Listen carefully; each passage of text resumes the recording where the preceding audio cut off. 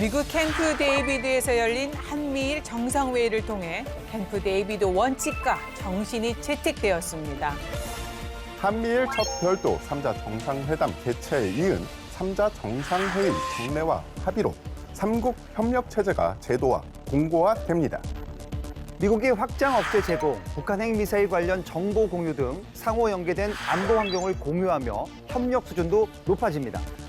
삼국 안보경제협력의 새로운 역사를 쓴 이번 한미일 정상회의 성과 들여다보고 향후 과제에 대해서 심도 있게 논의해 보겠습니다. 국방에 대한 모든 것, 국방 포커스.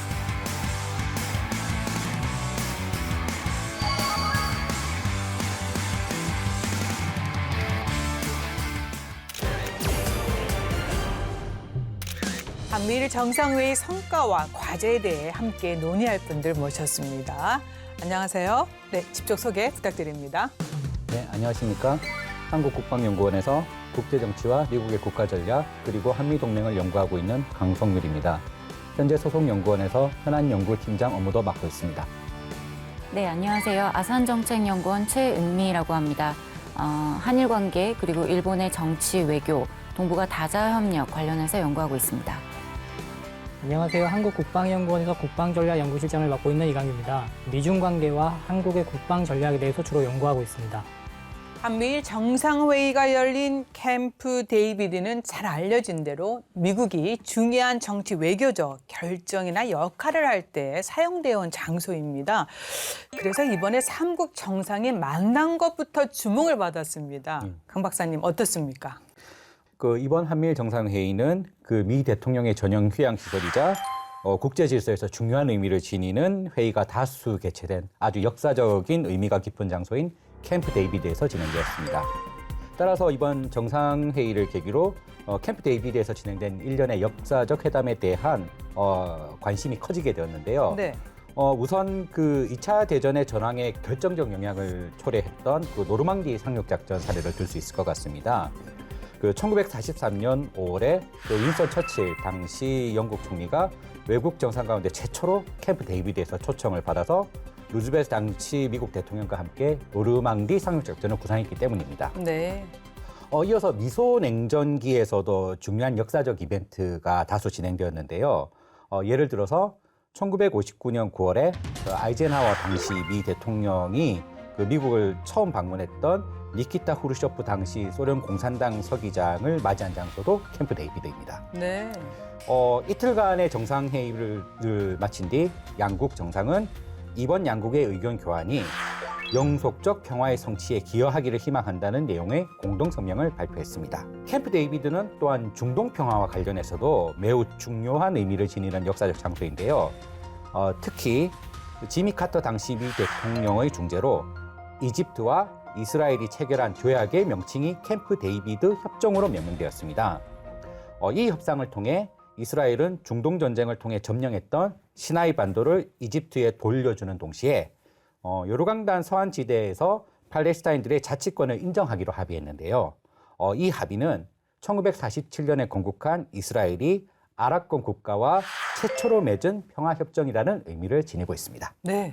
정말 설명 들어보니까 역사적인 장소입니다. 맞습니다. 네. 그동안은 다자회의에서 잠시 만나서 회담하는 이런 그림을 우리가 흔히 볼 수 있었다면 이번에는 첫 별도 3자 정상회담이라는 점이 눈길을 끄는데요. 어떤 의의가 있을까요?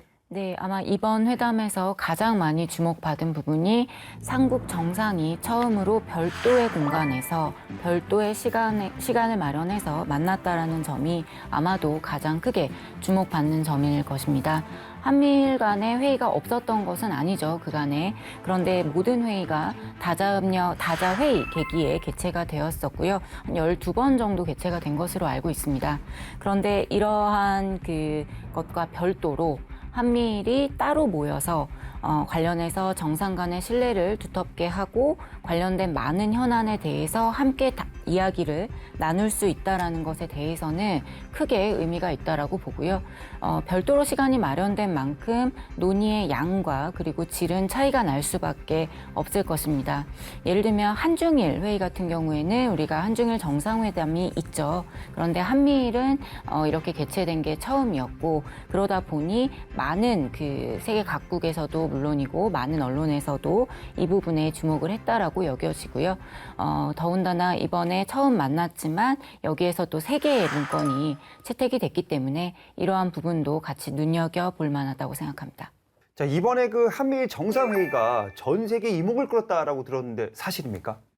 네, 그렇다고 볼 수 있을 것 같습니다. 앞서서 이제 최은미 박사님께서 잘 설명해 주셨는데 그러한 의의를 갖기 때문에 이제 각국이 주목하지 않을 수 없었던 것 같고요. 특히 살펴보자면 이제 7월 20일경부터 이제 언론을 통해서 이제 3국 간의 정상회담이 열릴 것이다라는 얘기가 나오기 시작했었고 한 일주일 정도 지나서 7월 29일 정도에 이제 미국 측에서 이제 공식적으로 이제 확인에 들어간 것 같습니다. 이를 계기로 해서 각 측의 반응이 나오기 시작했는데 물론 이제 당사국인 한미일에서 가장 많은 얘기들이 쏟아져 나왔고요. 언론들도 많은 기사를 쏟아냈습니다. 이에 비해서 우리가 좀 관심 있어 볼 것은 오커스 국가 중에서 영국과 호주에서도 많은 관심을 기울였다는 것인데요. 특히 영국 언론에서도 많은 기사가 나왔고 호주 같은 경우에는 이제 싱크탱크인 로이 연구소 같은 경우에서 이제 분석 기사도 나오고 뭐 이런 식의 관심을 많이 표명한 것 같습니다. 네. 더불어서 이제 가장 직접적인 당사자가 될 수도 있는데요. 중국 같은 경우에는 이제 왕이 지금 다시 이제 외교부장을 맡고 있죠.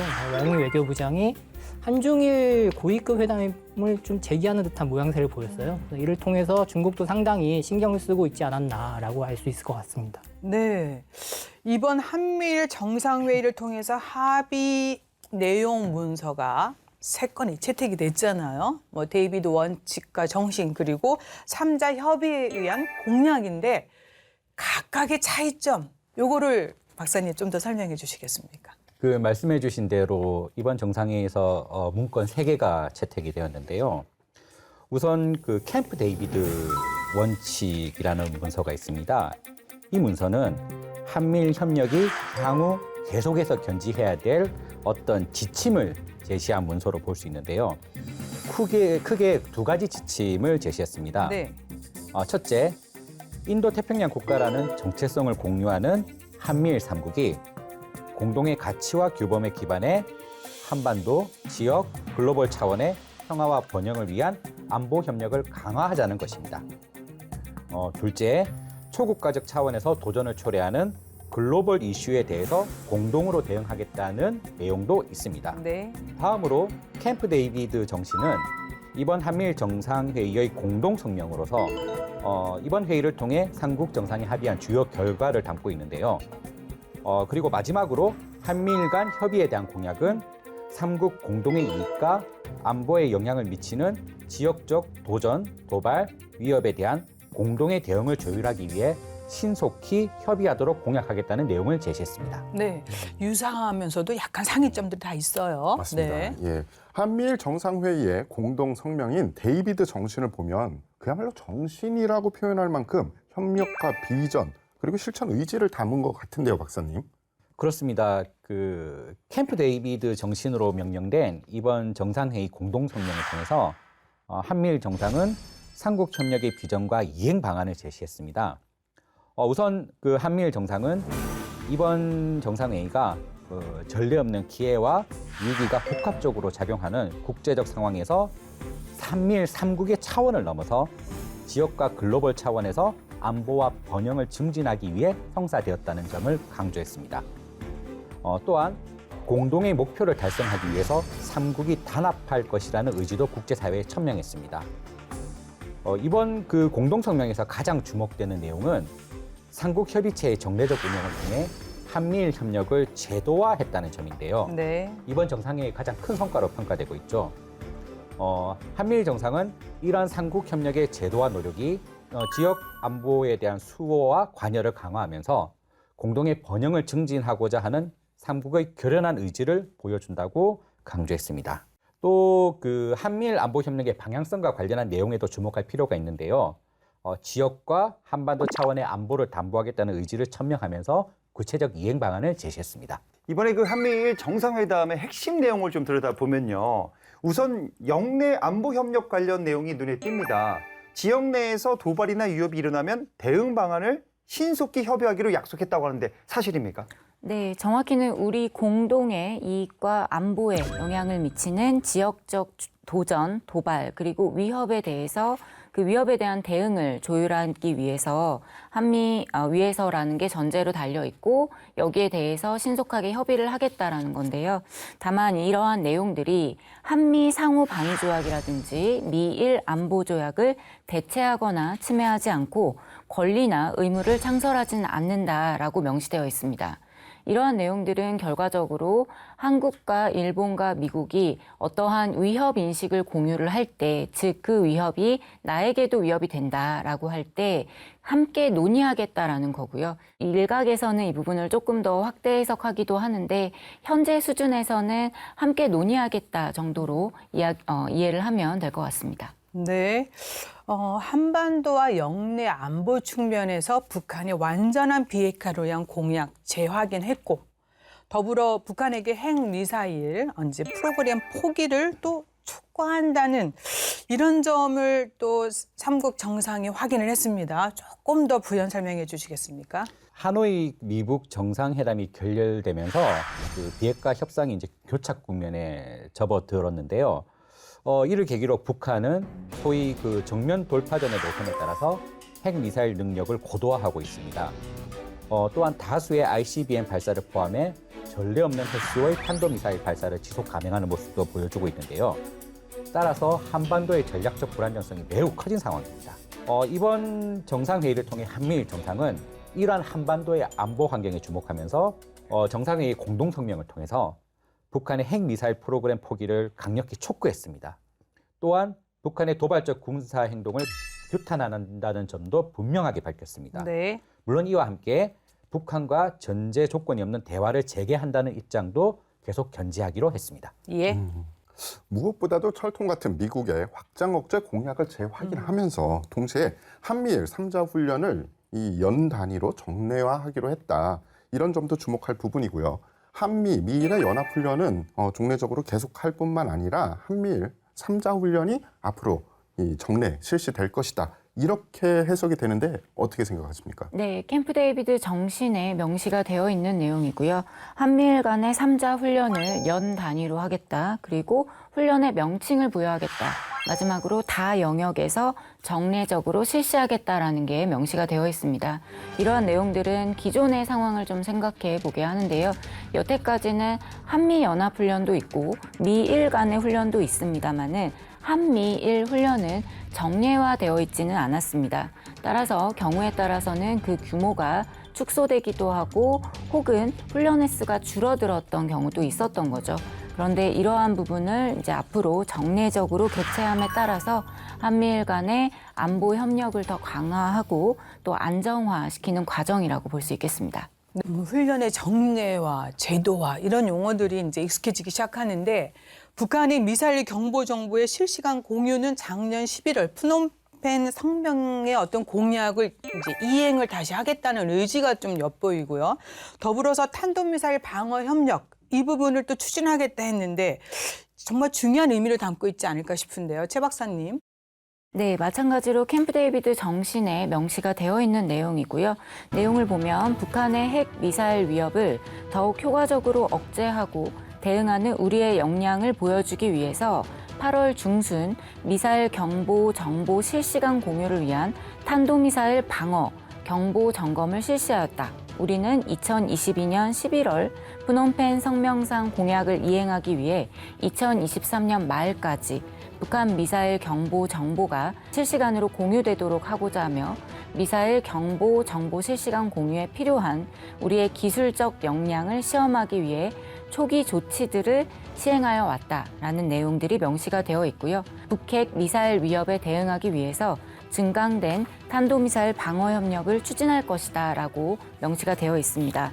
내용이 다소 길기는 한데 일부러 좀 말씀을 드렸던 이유는 이 부분이 아마도 한미일 간에 기존에 지속적으로 추진을 해왔던 안보 협력이고 한층 더 업그레이드된 안보 협력의 내용이기 때문에 좀 중요해서 말씀을 드렸고요. 여기에 있어서 결국에는 물론 이제 그 푸놈펜 성명에서 한미일 간의 미사일 실시간 정보 교류를 하겠다라는 거는 합의가 이미 된 사항입니다만 실무적으로 시간이 좀 필요한 거죠. 이 시간이 좀 걸리고 있지만 한미일 정상 간의 이러한 그 의지는 변함이 없고 지속적으로 추진해 나가겠다라는 의미에서 재확인했다라고 볼 수 있겠습니다. 북한의 불법 사이버 이 활동에 대한 우려도 표명을 했습니다. 이 북한의 사이버 위협 등에 대응하여 3국 간 협력을 추진해갈 이 3자 실무그룹 신설도 발표를 했는데요. 그 핵확산 금지 조약 그 NPT 체제에 도전하는 그 북한의 불법적인 핵 미사일 프로그램이 지속 추진되면서 국제연합의 안보리 결의에 기반한 제재를 중심으로 국제사회의 제재가 계속 본격화되고 있는데요. 문제는 이러한 제재 노력에도 불구하고 북한의 핵미사일 능력이 계속 고도화되고 있다는 점입니다. 특히 이와 관련해 북한이 해킹과 같은 불법적 사이버 활동을 통해서 자금원을 마련하면서 국제사회의 제재를 실질적으로 회피하는 그런 모습을 보여주고 있다는 게 특히 큰 문제가 되면서 국제사회에서는 이러한 북한의 사이버 활동을 차단하기 위한 공조의 필요성에 주목하기 시작했습니다. 이런 배경에서 한미일 정상은 이번 정상회의 공동성명을 통해서 북한의 불법적인 대량 살상 무기 및 탄도미사일 자금원으로 사용될 수 있는 불법적 사이버 활동에 대한 우려를 표명했습니다. 또 이와 함께 북한의 사이버 위협에 대응하고 사이버 활동을 통한 제재 회피를 차단하기 위한 3국의 협력 차원에서 3자 실무그룹의 신설도 발표했는데요. 향후 신설될 이 실무그룹을 통해 한미일 3국의 대북 공조가 한층 강화될 것으로 기대해 볼 수 있습니다. 네. 결국은 3국 간의 소통 강화를 위한 노력이 또 돋보였던 그런 정상회의였는데 국가 정상급을 포함한 소통 메커니즘을 개선하겠다. 뭐 이런 의지도 밝혔습니다. 그렇다면 한미일 정상회담 정례화를 비롯해서 또 관련된 연례적으로 새롭게 출범하는 어떤 협의체 같은 것도 많아질 것 같은데 이런 부분 박사님 어떻게 보십니까? 네, 기존에 있던 협의체들은 정례화됨으로 인해서 더욱 안정화될 것이고요. 그리고 이렇게 정상이 모였기 때문에 여기에서 나온 내용들이 실질적으로 추진이 되면서 새롭게 시작하는 협의체들이 많아질 것입니다. 우선 캠프 데이비드 정신에 언급이 되어 있는 분야는 외교, 국방, 재무, 개발 정책 공조 등이 이제 나와 있는데요. 네. 이러한 내용들은 아무래도 고위급 차원에서 만나서 이야기를 하다 보면 실질적으로 추진되는 내용들도 많고 이에 따라서 파급 효과를 조금 더 많이 기대해 볼 수 있겠죠. 공유하는 가치를 길잡이로 하여 안전하고 번영하는 자유롭고 열린 인도태평양이 이 공동의 목적임을 천명을 했죠. 연례 3자 인도태평양 회의도 발족을 하겠다 이렇게 이야기를 했고요. 상당히 구체적으로 결연한 의지를 내보인다 이렇게 생각이 되는데요. 이 박사님, 여기서 시사하는 바가 어떤 게 있겠습니까? 그 보시게 되면은 외교장관 간 회의, 국방장관 간 회의, 재무장관 간, 산업장관 간, 심지어 안보실장 간 회의 이렇게 돼 있는데 모두가 이제 장관급입니다. 근데 말씀하신 것처럼 이제 제3자 인도태평양 대화는 차관보급이거든요.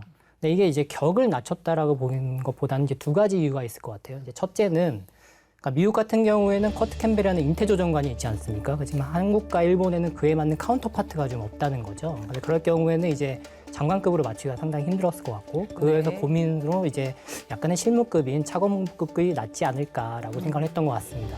두 번째는 이제 다르게 또 해석을 하다 보면 다른 장관급 회담들은 앞으로 해야 될 일들이 그만큼 많이 있는데 이 인태 지역과 관련된 부분들은 각국이 이미 많은 조치들을 발표를 했거든요. 그러니까 이런 것들을 실무 차원에서 어떻게 조화를 이룰 것인가 하는 실무적인 문제가 조금 더 남아있는 것이 아닌가 이렇게 볼 수 있을 것 같고요.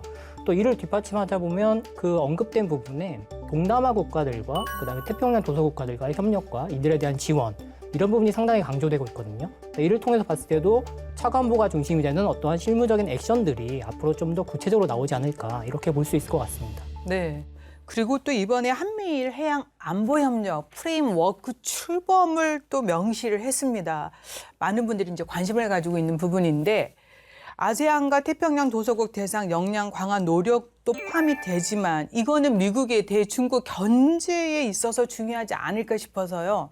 이 박사님 한 말씀 부탁드립니다. 네, 물론 인태 지역에 있어서 해양은 당연히 중국을 생각하지 않을 수가 없겠죠. 그래서 지금 윤 교수님 말씀하신 것처럼 여러 가지 출범한 또 회의체 중에서 인태 지역과 관련된 회의체가 또 3가지가 있는데 그중에 2가지는 주로 경제와 지원에 관련된 부분입니다. 그러니까 재정 및 뭐 경제 개발이랄지 아니면 인도적 대응이랄지 이런 부분인데 말씀하신 이제 해양 안보 프레임워크만 안보와 안전에 관련한 것이라는 거죠. 그러니까 다르게 얘기하면 최근에 이런 사건이 있지 않았습니까? 중국이 필리핀의 보급선에 대해서 물대포를 사용한 경우가 있는데 이런 것들이 이제 인태 지역에서 중요한 안전 혹은 안보 위협이 될 수 있다는 것이고요. 네. 여기서 이제 안보와 안전은 비단 이제 군사적인 부분을 넘어서서 이제 치안적인 부분, 특히 지난번에 이제 물대포 사건 같은 경우에 중국의 해경이 관련돼 있었기 때문에 이 각국의 어떠한 해안 경비대 또는 이러한 준군사적인 어떠한 조직들을 이 인태 지역에서 해양과 관련해서 어떤 식으로 운영해 나가고 이에 대응할 것인가 이런 부분에 많은 고민이 담길 것 같습니다.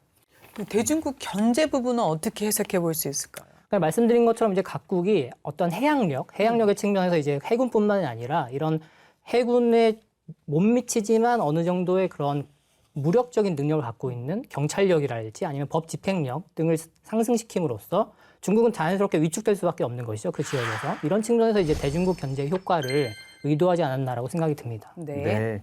이 남중국해에서의 현상 변경 시도에 반대한다. 이 문구 하나가 아주 구체적으로 표현되어 있습니다. 어떻게 생각하세요?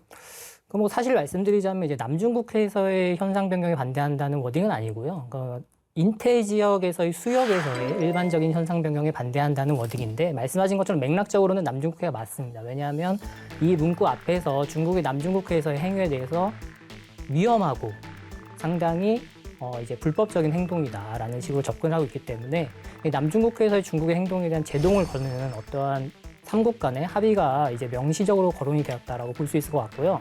또 이런 것들을 거론하면서 이제 언급한 부분이 UN 해양법 협약입니다. 네. 그러니까 우리가 항상 얘기하듯이 삼국 간에 이제 협의된 측면이 인태 지역, 특히 남중국해를 포함하는 인태 지역에서는 규칙에 기반한 원칙이 중요하다라고 했는데 이 규칙 중에 UN 해양법 협약은 당연히 포함되는 것이죠.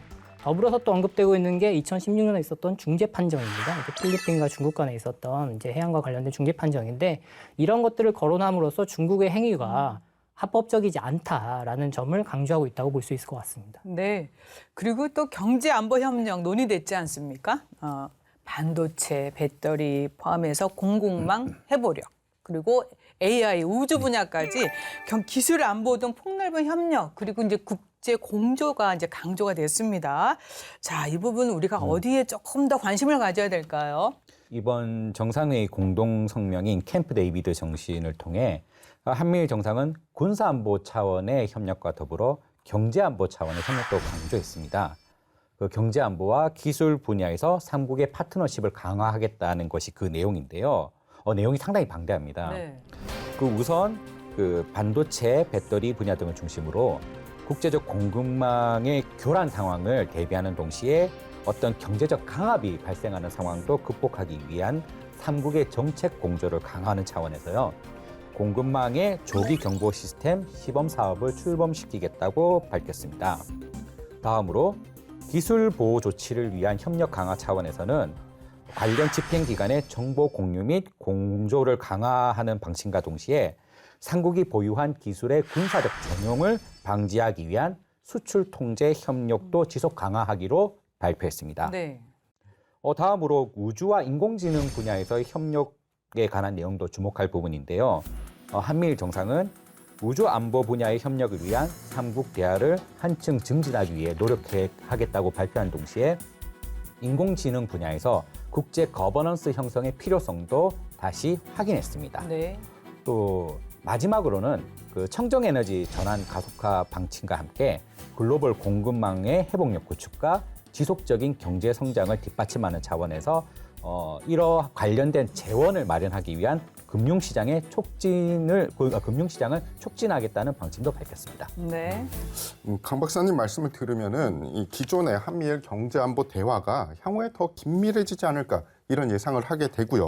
최 박사님, 연구 개발이나 인적 교류도 확대해 가기로 하지 않았습니까? 앞으로는 향후에는 과학, 기술, 공학, 수학 등에서 있어서도 상호 연구 개발이라든지 인적 교류의 확대 등도 얘기가 되었습니다. 한 가지 좀 주목해서 보고 싶은 부분은 우주 분야인데요. 우주 분야 관련해서는 사실은 저도 굉장히 멀게 느껴지고 굉장히 먼 미래의 이야기처럼 느껴지지만 관련 분야에 대한 연구는 굉장히 필요하고 실제로 많은 논의들이 있는 걸로 알고 있는데요. 여기에 대한 중요성을 한미일 3국 정상이 공유를 하면서 이 부분에 대한 연구소 간의 교류 그리고 인적 강화도 앞으로 더 심화해 나가겠다 한 부분들이 눈에 띕니다. 네. 이 한미일 3개국이 우크라이나 지원과 이 대러 제재에 함께 나설 것이다라고 밝혔습니다. 사실입니까? 그 작년 2월 24일이죠. 그 러시아의 전격 침공으로 시작된 우크라이나 전쟁이 개전 2년 차에 접어들었고요. 참고로 지난 7월 9일부로 개전 500일을 맞이했습니다. 우크라이나 전쟁은 글로벌 안보 질서에 중대한 영향을 초래하는 어떤 역사적 분기점으로 평가되고 있고요. 여기에 최근에 그 북한과 러시아의 어떤 공조가 강화되면서 북한이 러시아에 대해서 군사적 지원을 할 가능성에 대해서도 어떤 국제사회가 주목하기 시작했습니다. 이러한 일련의 어떤 배경에서 한미일 정상은 그 캠프 데이비드 정신을 통해 우크라이나 전쟁과 관련한 3국의 공조를 강조했는데요. 우선 국제 질서의 근간을 뒤흔드는 러시아의 우크라이나 침공이 어떠한 이유로도 정당화될 수 없다는 점을 다시 한번 확인했습니다. 네. 다음으로는 러시아의 침략 전쟁에 대응해 우크라이나와 연대하겠다는 의지를 재확인하면서 우크라이나에 대한 지원에 있어서도 3국이 단합하겠다고 강조했습니다. 이와 함께 러시아에 대해서 조율된 방식으로 강력한 제재를 부과하겠다는 점도 강조했고요. 이러한 한미일 정상의 공동 입장은 그 글로벌 안보와 관련해서 주권, 영토 보존, 분쟁의 평화적 해결 등 유엔 헌장의 원칙을 수호하겠다는 캠프 데이비드 원칙의 내용에도 부합하는 것으로 볼 수 있습니다. 네. 자, 캠프 데이비드에서 열린 이 한미일 정상회의 이모저모 한번 들여다보도록 하겠습니다. 알아두면 똑똑해지는 신기한 국방 지식, 그것이 알고 싶군 지식 포커스.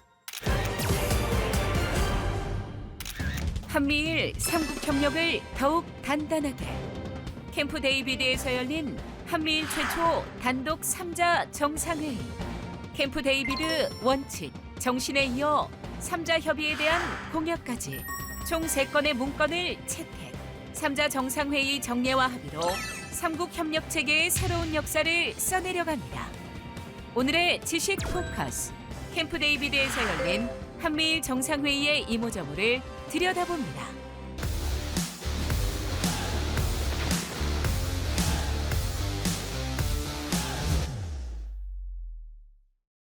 세계 2차 대전에 결정적인 영향을 미친 노르망디 상륙작전 구상부터 이스라엘이 아랍권 국가와 최초로 평화협정을 맺은 캠프 데이비드 협정까지 현대사의 고비마다 중요한 결정이 이뤄진 역사적 현장.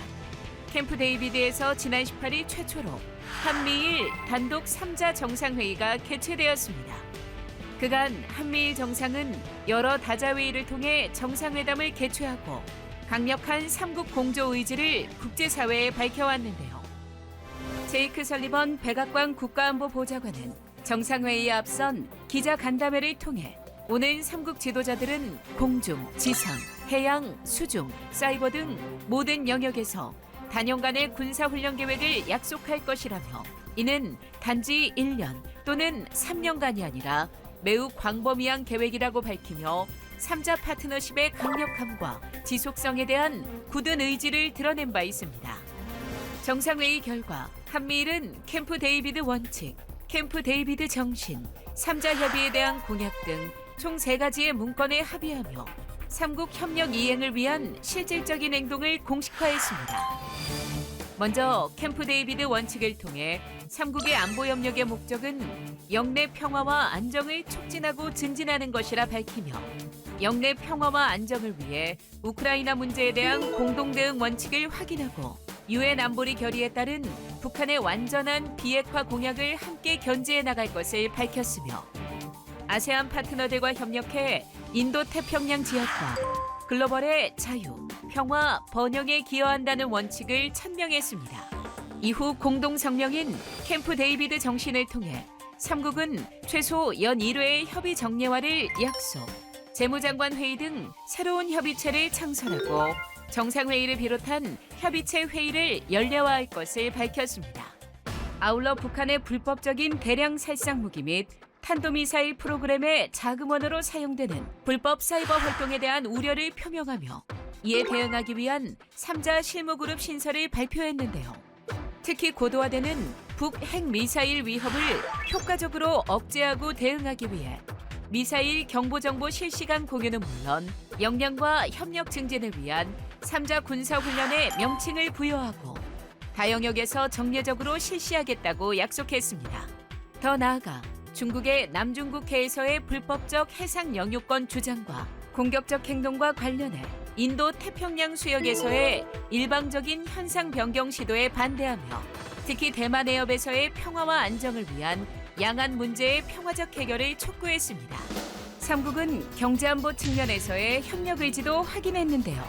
과학, 기술, 공학, 수학 분야 공동 연구, 인공지능 및 우주를 비롯한 차세대 기술 혁신을 위한 협력 강화, 공급망 조기 경보 시스템 시범 사업 출범 등을 통해 각 국가의 고유한 역량을 활용한 경제 안보와 기술 분야의 협력을 약속했습니다. 캠프 데이비드 정신을 통해 한미일은 이는 단지 우리 국민들만을 위해 구축된 파트너십이 아닌 인도태평양 전체를 위한 것이라며 공조 범위의 확대 가능성을 공식화했습니다. 특히 3자 협의에 대한 공약을 통해 공동이익과 안보에 영향을 미치는 지역적 도전, 도발 및 위협에 대한 대응을 조율하기 위해 신속히 협의하고 정보를 공유해 3국이 한 목소리로 대응해 나갈 것을 밝혔습니다. 캠프 데이비드 정상회의를 통해 우리는 한미일 파트너십 역사에 새로운 장을 써내려가기 시작했습니다. 앞으로도 한미일 협력의 지속성을 위하여 공고한 북핵 미사일 위협 대응 공조는 물론 인도태평양을 넘어 국제사회의 자유와 평화 그리고 번영을 향하여 한미, 한일 간 양자관계 개선 및 발전을 향한 안정적이고 지속적인 교류 노력은 계속될 것입니다. 네, 캠프 데이비드 원칙과 정신 외에 합의된 것이 하나 더 있습니다. 우리가 많은 국민들이 알고 계시듯이 바로 한미일 간 협의에 의한 공약인데 하지만 이것이 한미동맹을 대체하거나 침해하지 않는다는 점을 명시했습니다. 그래서 조금 더 우리가 이 부분을 분석해 볼 필요가 있을 것 같습니다. 강 박사님, 의미를 좀 더 강조해 주시겠습니까? 이번 한미일 정상회담을 계기로 삼국 협력이 강화되면서 일각에서는 삼각 동맹이 형성되는 것이 아니냐라는 시각을 제기하고 있는데요. 이러한 일각의 오해를 해소하는 차원에서 이번 정상회의를 통해 채택된 문서 중에 하나인 한미일 간 협의에 대한 공약에 주목할 필요가 있습니다. 네. 이 문서를 통해 한미일 정상은 우선 안보 이익과 주권 수호 차원에서 한미일 삼국은 자율성을 보유한다라는 원칙을 강조했습니다. 즉 네. 자율성의 원칙을 강조한 거죠. 또한 한미일 삼국의 신속 협의 공약 자체가 한미동맹과 미일동맹의 기존 공약을 대체하거나 침해하지 않는다는 점도 명확히 규정했습니다. 이와 함께 국제법 그리고 국내법 차원에서 어떤 권리와 의무의 창설을 의도하는 것도 아니다라는 점도 또 분명히 밝혔고요. 이런 내용은 한미일 협력이 소위 집단 안보의 논리에 따른 공동의 군사적 의무를 창출하지 않는다는 점을 국제사회에 명확히 설명하려는 의도로 해석될 수 있습니다. 네. 이러한 내용은 한미일 협력 강화가 삼각동맹 형성으로 오해되는 상황을 방지하면서 삼국 협력의 지속 가능성을 담보하는 장치라고 해석될 수 있습니다. 한미일 정상회의의 성과에 대해서 여러 가지 평가가 지금 나오고 있는데요. 새 시대를 향한 삼국 간의 협력의 의지와 가능성을 확인한 그런 자리였다. 이런 평가가 눈에 띄더라고요. 한미일 정상회의를 통해서 우리가 거둔 성과가 무엇인지 좀 살펴봐야 되는데요. 최 박사님, 어떻게 봐야 할까요? 저는 한 4가지 정도로 생각을 하고 있는데요. 일단 첫 번째는 이제 어디까지나 이 한미일 정상회의가 이렇게 별도로 개최될 수 있었던 것에는 한일 관계의 개선이라는 부분을 빼놓고 이야기할 수 없기 때문에 한일 관계 개선에 그리고 주도적으로 했던 것은 한국이었죠. 자, 한국의 어떤 주도권 그리고 한국의 노력으로 인해서 한일 관계 개선이 시작이 됐고 그리고 그 흐름에서 한미일 간의 정상회의도 개최가 됐고 이 부분이 정례화, 제도화 되어가고 있다는 부분에서 첫 번째 좀 말씀을 드릴 수 있을 것 같고요. 두 번째는 한미일 간의 협력이 조금 더 공고화되고 특히나 이 지역에서의 그 안보적인 상황, 특히 북한에 대한 문제를 우리가 빼놓고 이야기할 수가 없는데 대북 억지력이 강화될 수 있는 하나의 또 계기를 마련했다라고 말씀을 드릴 수 있을 것 같습니다. 다음으로 세 번째는 전통안보 분야가 이제 핵이나 미사일, 북한과의 군사적인 대립을 이야기를 하는 거라면 비전통안보라고 하는 거는 뭐 앞서도 많이 이야기가 나왔지만 우주, 사이버, 뭐 재난, 에너지 관련된 모든 분야를 이제 포괄을 하고 있기 때문에 이러한 분야의 협력도 굉장히 중요하다라는 거죠. 안보 분야에서 전통안보, 비전통안보 플러스 사회문화적인 부분까지도 같이 협력할 수 있고 또 그 범위 또한 한반도나 동북아를 얘기하는 것뿐만이 아니라 인태 지역이라고 하는 굉장히 글로벌한 차원에서 이야기를 하고 있기 때문에 이러한 협력의 범위와 수준이 많이 달라졌다라고 하는 게 세 번째 성과일 것 같고요. 마지막 네 번째 성과로는 국제사회에서의 한국의 역할이라는 것을 생각해 볼 수 있겠습니다. 미국과 일본과 함께함으로 인해서 한국이 이제는 글로벌 시대에 글로벌 사회를 이끌어가는 국가로서 자리매김하게 되었다라는 부분에 있어서 한국의 역할이 더 확대되었다라고 볼 수 있겠습니다. 네. 이번 그 회담을 두고요. 외신들의 평가는 한국과 일본의 파트너십이 강화됐다라는 평이 많더라고요. 그리고 CNN은요. 세 나라 간 새로운 협력 시대를 예고하는 약속을 했다고 전하기도 했는데 어떻게 보십니까? 네. 뭐 기본적으로 이제 외신에서는 한미일 이번 정상회의 관련해서 특히 이제 미국 쪽에서 나오는 언론들은 굉장히 긍정적으로 평가를 하고 있는 것 같고요.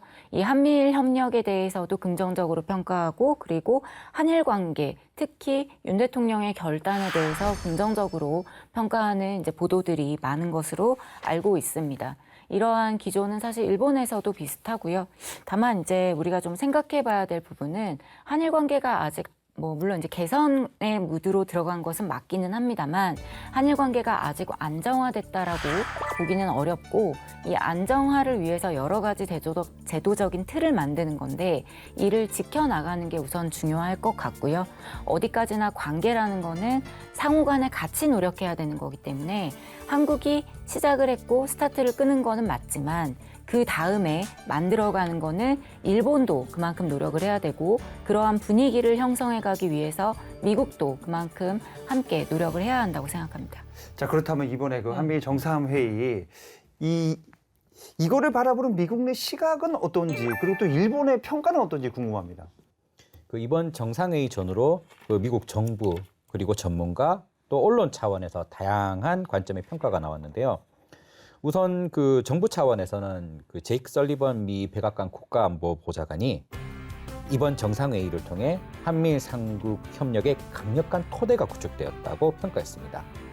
나아가 더 평화롭고 번영하는 인도태평양의 토대가 될 것이라는 점도 강조했고요.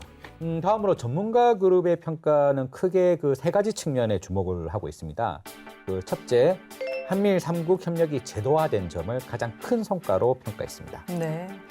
둘째, 한미일 정상의 공동성명을 통해 중국의 영내 위협을 명시적으로 언급했다는 점에다 큰 의미를 부여했습니다. 셋째, 한미일 협의에 대한 공약과 관련해서는 특히 이러한 공약이 사실상 동맹관계 형성이 불가능한 한일 양국 사이의 원활한 안보협력 공조를 추진하는 데 도움이 될 것으로 전망했습니다. 한편 그 미 정부와 전문가 그룹 모두 공통적으로 한미일 안보협력 강화를 아시아판 나토의 형성으로 해석하는 시각에는 동의하지 않고 있는데요. 전반적으로 동의하지 않습니다. 이와 관련해 다만 이제 그 미 언론 내에서는 그 뉴욕타임스나 블룸버그와 같이 그 유력 언론에서 이번 정상회의를 계기로 아시아판 나토 형성에 대한 중국의 경계심은 커질 수 있다라는 어떤 이런 전망도 제기하고 있고요. 또 한편으로는 그 트럼프 전 대통령의 재선과 같은 그 미 국내적 변수로 인해서 한미일 안보 협력의 지속 가능성이 도전받을 수도 있다라는 이런 우려도 같이 제기하고 있습니다. 그러면서 결론적으로 삼국 협력의 제도화를 공고히 유지하는 것이 향후 관건이 될 것이라는 점을 강조하고 있습니다. 네. 비슷한데요. 일본에서도 마찬가지로 이번 한미일 정상회의에 대해서는 환영을 하고 있는 분위기고요.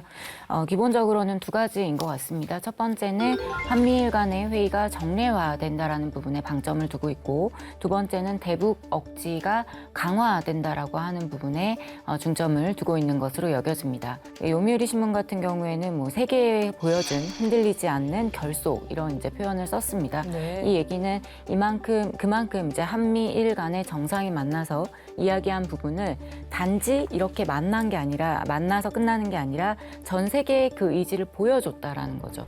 뭐 니케이 신문이나 NHK 같은 경우에도 뭐 이제 하나 더 이제 돌아가지 않는, 퇴보하지 않는이라는 표현을 쓰고 있습니다.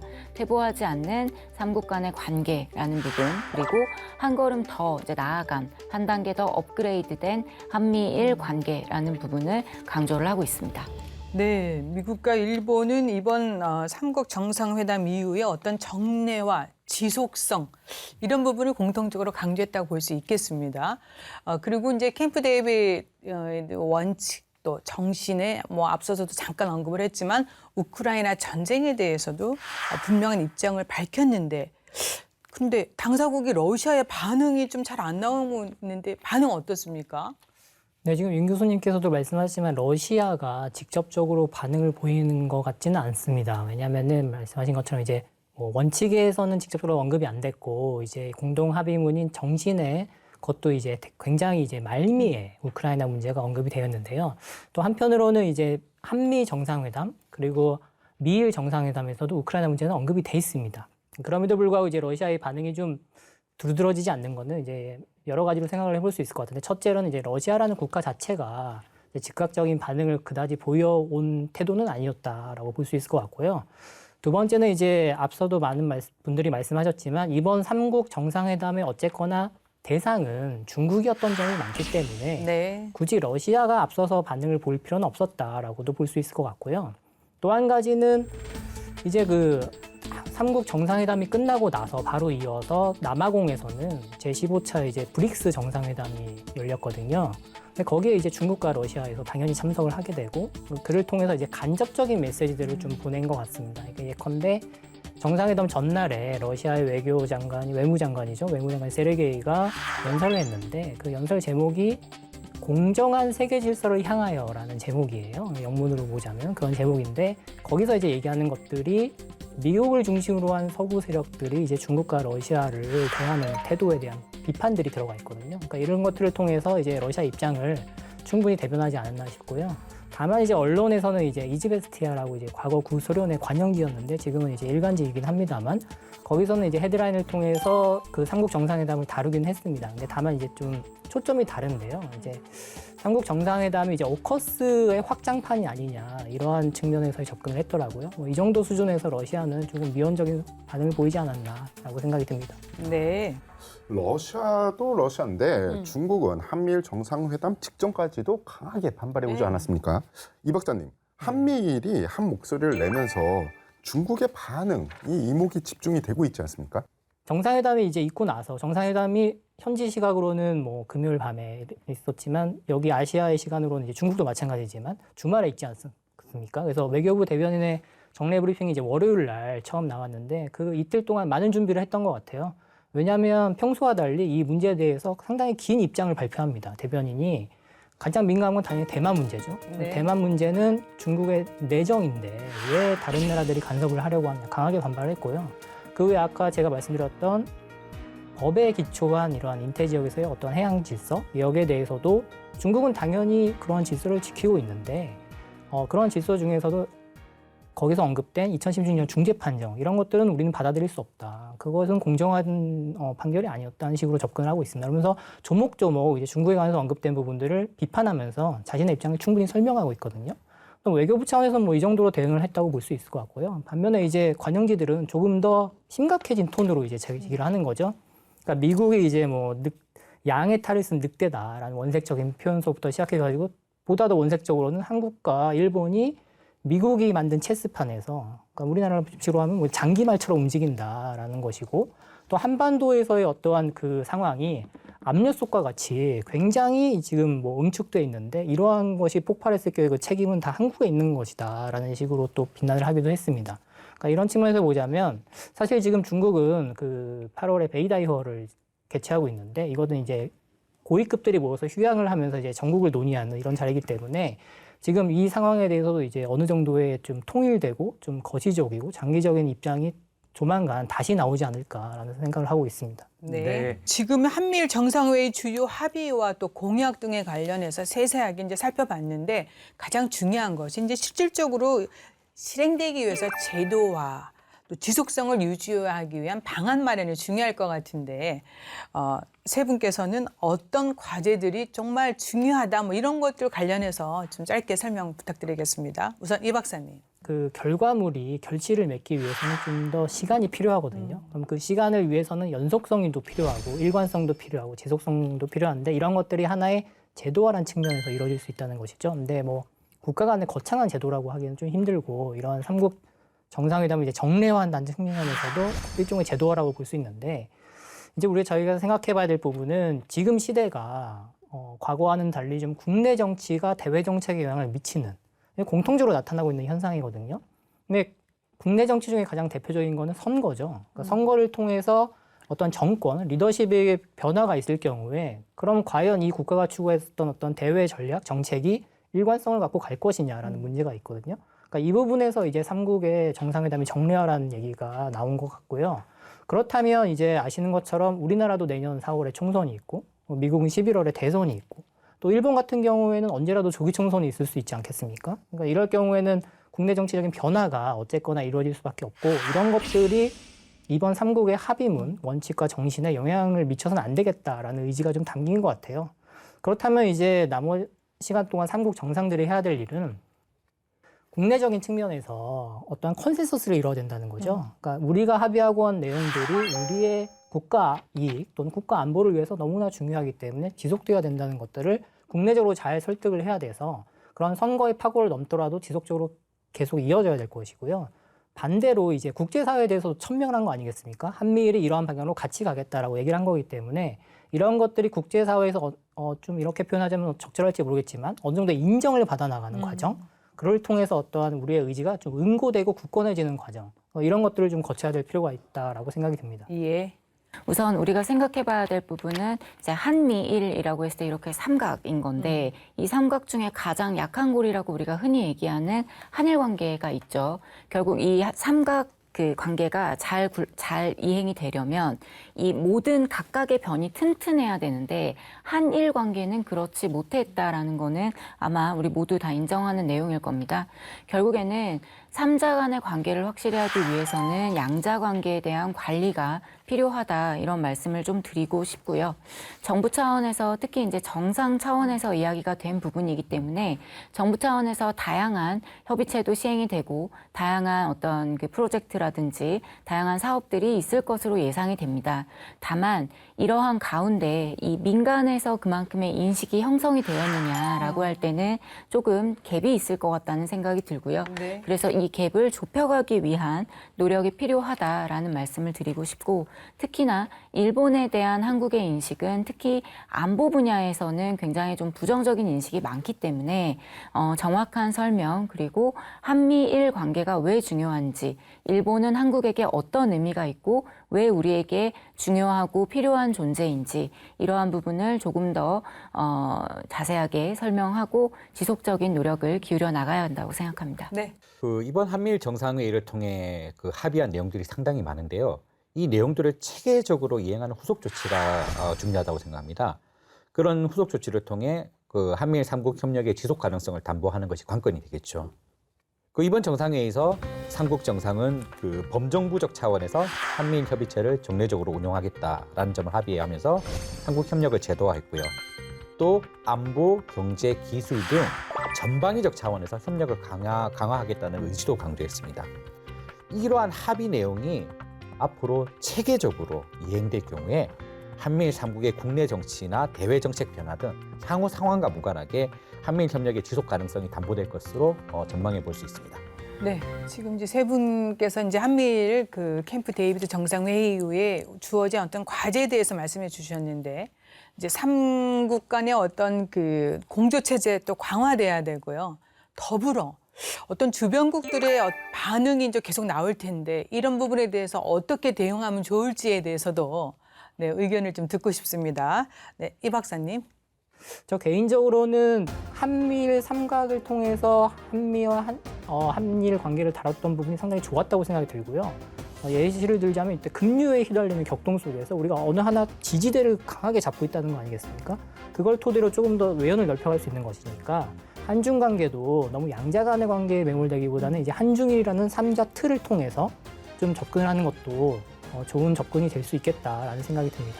우리가 생각을 해보면 기존의 한국의 외교는 굉장히 동북아, 한반도에 많이 치중이 되어 있었고 멀리 보지는 못했던 거죠. 그래서 한국은 항상 사강을 중심으로 한 외교를 좀 중점적으로 하다 보니 상대적으로 그 외 지역에는 관심이 좀 소홀했던 게 사실이고 그런데 이제 더 이상 그런 시대가 아니다라는 거죠.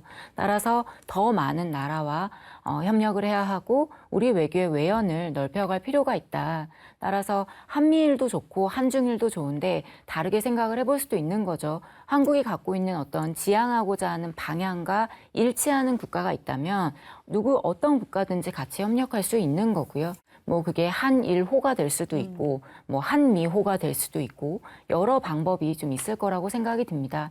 그래서 기존에 우리가 갖고 있던 어떤 사고의 틀 어떻게 보면 이제 신냉전이라고도 많이 표현을 하는데 갈등과 대립 구조에서 조금 벗어나서 우리가 협력할 수 있는 나라는 어느 나라고 어디와 함께 했을 때 우리의 국익이 더 커질 수 있는지 이 부분에 조금 방점을 둔다면 기존에 갖고 있는 좀 확대 해석되는 부분 혹은 좀 오히려 더 긴장감이 고조될 거라고 하는 부분은 좀 다른 시각으로 받아들일 수 있지 않을까 그렇게 생각을 합니다. 네. 세 가지 사항을 강조하고 싶습니다. 첫째는 이번 한미일 정상회의 이후에 영내에서 소위 그 한미일 북중러의 진영 갈등이 고조될 가능성을 방지하는 노력입니다. 앞서 우리가 얘기했지만 이번 정상회의에서 한미일 정상이 중국의 영내 위협을 직시하는 동시에 러시아의 우크라이나 침공에도 단결에 대응하겠다고 강조했는데요. 이는 한반도와 지역 글로벌 안보를 위한 한미일 공약의 차원에서는 불가피한 대응이라고 볼 수 있겠죠. 하지만 이와 함께 영내 진영 갈등 고조를 방지하는 접근법도 당연히 병행해야 할 겁니다. 두 번째는 한미일 협력의 지속 가능성을 담보하기 위한 핵심 전제인 한일 관계 개선인데 앞서 많이 이제 말씀해 주신 내용인데요. 이 한일 관계 개선을 위해서 특히 한국, 일본과 함께 미국이 같이 참여하는 삼국 공동의 노력이 필수적이라는 점을 강조하고 싶습니다. 세 번째는 이 한미일 협력이 국내적으로 정치 쟁점화될 가능성도 솔직히 많이 좀 우려가 되는데요. 특히 우리 일본과 관련된 다양한 쟁점들이 있거든요. 이 쟁점들이 한미일 협력에 대한 국민들의 인식에 투영될 가능성이 상당히 큽니다. 그래서 이제 이런 것들이 또 어떤 정치권의 정치적인 어떤 정쟁화와 맞물려 가지고 국내적으로 이슈가 되고 논란이 될 가능성도 있는데요. 이런 상황을 방지하기 위해서는 우리 정부가 지속적으로 대국민 소통을 추진할 필요가 있다고 봅니다. 네, 세 분 다 정말 중요한 말씀 해주셨습니다. 캠프 데이비드 한미일 정상회의 중요성, 상징성을 살펴보면서 사실 한미일 정상회의 첫 단독 회의입니다. 여기서 만들어진 협의 내용, 공약 등들이 실질적으로 잘 이행될 수 있도록 더욱이 우리 입장에서는 국익이 잘 창출될 수 있도록 많은 노력과 또 국민 여러분의 관심이 필요한 시점이 아닐까 싶습니다. 네, 세 분의 도움 말씀 잘 들었습니다. 고맙습니다. 감사합니다. 캠프 데이비드에서 열린 한미일 정상회의를 통해 한미일 안보 협력이 강화되고 있습니다. 한미일의 삼각 안보 협력 체제가 공고히 안착이 되어 한반도와 인도 태평양의 안보가 위협받지 않고 모두가 바라는 진정한 평화가 찾아왔으면 하는 바람입니다. 국방에 대한 모든 거 국방 포커스 오늘 여기까지입니다. 저희는 다음 시간에 다시 찾아뵙겠습니다. 감사합니다. 감사합니다.